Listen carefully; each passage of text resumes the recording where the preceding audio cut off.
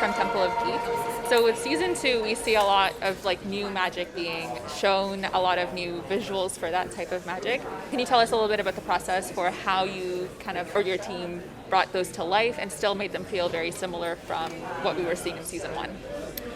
Yeah, I think there was definitely a conscious decision by me that I couldn't stray too far from what happened in season 1, but at the same time I felt like from when I joined the show, my involvement, I was looking at how I could make a difference, or make a change, or make a kind of a positive creative input. And definitely the channeling was one area for me that I wanted to concentrate on because it's such an important magic system, it's very important to the books.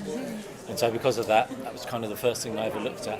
And so I did a lot of research into it, and it seemed very apparent, judging by fan feedback, that the colours were a big deal. So that was kind of one of my main aims, and so that I discussed that further with Rafe, and we stayed very true to the books with regards what colour represents which element.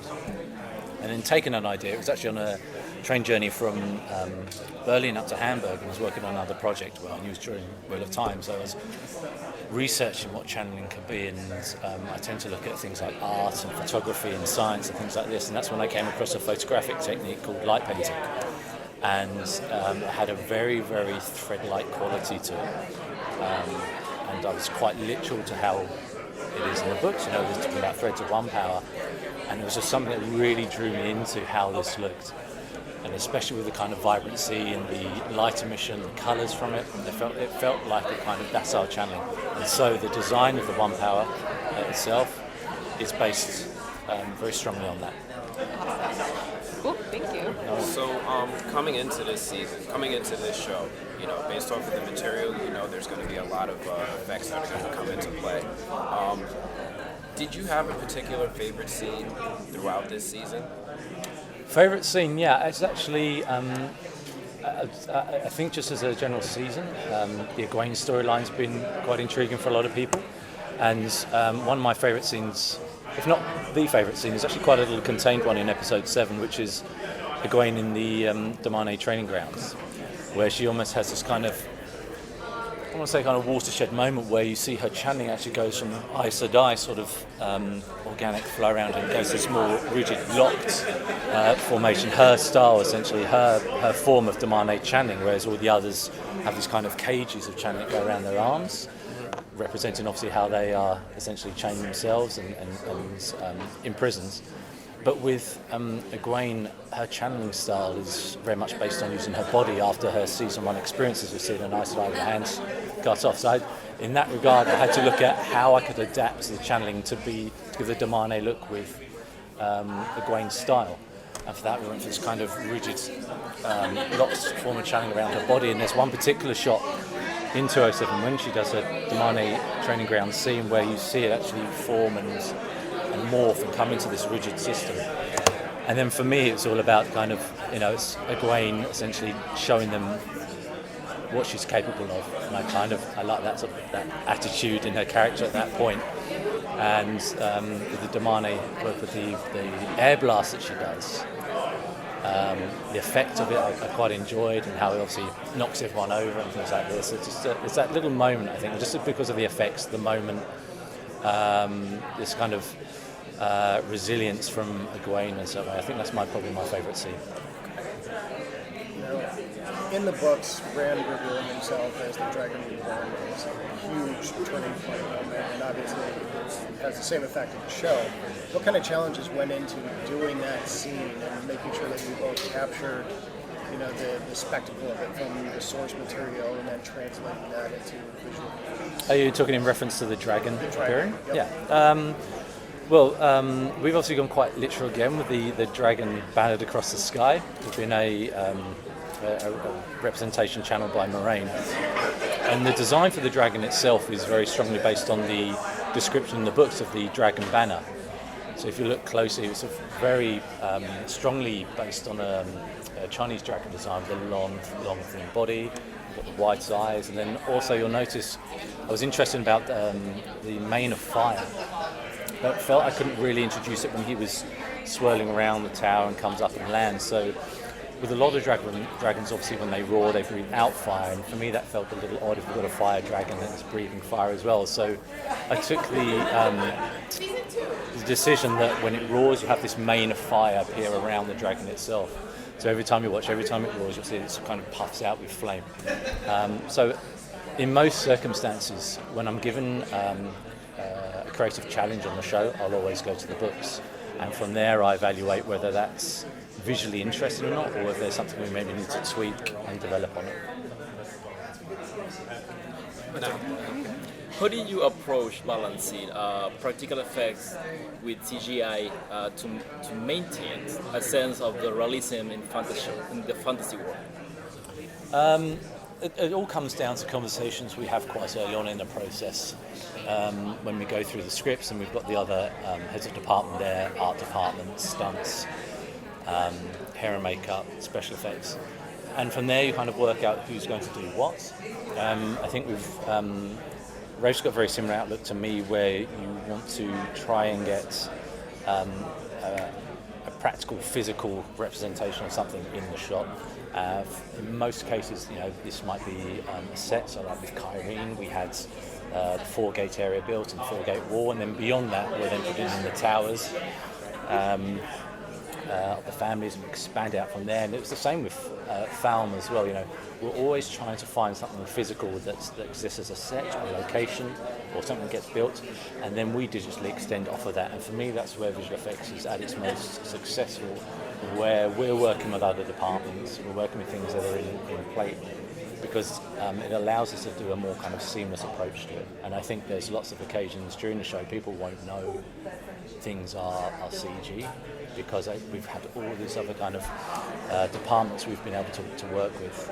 One example being the seals at the cold opening and the start of episode 1, all of those were CG. And it's I think kind of one of my favourite parts of the job is the fact you get to collaborate with all the other departments, and it certainly pays off in the final image for me when we do that.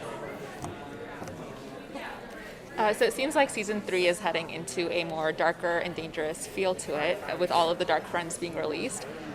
What can we expect with like the visuals, knowing that their power levels are much bigger and much more powerful than what we've seen from the Aes Sedai so far? Are you fishing for season 3? If there's anything you can give us, yes.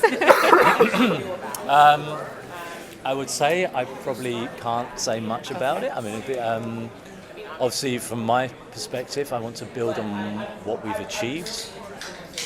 One such example being like the channeling. There's an evolution almost of the channeling going through the show, where we've got the way it forms and flows around people is kind of similar to season 1. And then by the time we've got to episode 8 and we've got Moraine on the beach, it's got a lot more organic feel to it, a lot more flows and twists. And there was a conscious decision to try and just shape it and move it in that direction slowly through the season.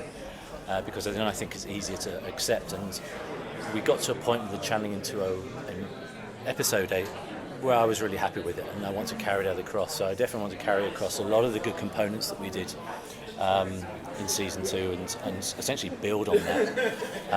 We have a lot of opportunity to do that in season 3 without me going any further. It's okay, we won't tell. No, but I'm really excited by what's going to happen. And as you say, we've got some Forsaken reveals. Obviously, Natasha as Lanfear seemed to go down extremely well, and she was fantastic in her role with this kind of confidence and arrogance she had with her. And now we've got Mogideon as well. I think who kind of really sort of interested everyone, but at the end of episode 8, and Leia Costa, who plays Mogideon, she's a fantastic actress, and she's extremely playful with the role, even in that short moment. So I think it'll be really fun to see those different characters of the Forsaken, how they appear. Coming into this, we know that there have been a lot of great effects throughout the series, a lot of impressive visuals. I'm curious, when you're let me back up a little bit. There's been a lot of headlines about VFX workers being worked very hard over the past couple of years. In a short amount of time that you guys have to turn around with impressive visuals. Has there been any moment throughout the season where you're reading what you have to do and you're like, oh my gosh, was there any particular scene that was very difficult or challenging that you thought, I don't know how we're going to do this? I think it's Wheel of Time is a big show, so lots of, I mean, probably the biggest challenge for me is actually pronouncing names in the show, because certainly when the place names and the names of people is probably one of the biggest challenges. But apart from that, I came into it. I think if you realise the material and the show that you're dealing with, it kind of becomes less of a surprise in a way. You just sort of prepare yourself for the biggest, most complicated things that could be thrown up at you. I think, when you're talking about dragons appearing and then the digital extensions we're doing of Falm, things like this, those are kind of the ones that always demand the most work, the ones where we do full CG shots. And there are some scattered throughout the season. Those are especially the most challenging shots, because you can sometimes be going from real world photography to a full CG shot, so you have to work so hard to try and make that believable. That's probably the biggest challenge, I think, when we have those moments. Tar Valon being one location is pretty much all full CG every time we show it, especially kind of from the exterior. And Tar Valon is so important, so we put lots of time and effort into that, with developing the tower itself and showing this really beautiful, delicate, intricate stonework. I wouldn't say there's anything particularly intimidating me. I think the name of the show, the material, the fan base, I think makes you realise what you're going to go into almost straight away. That was the right answer. I think we have time for one more quick question.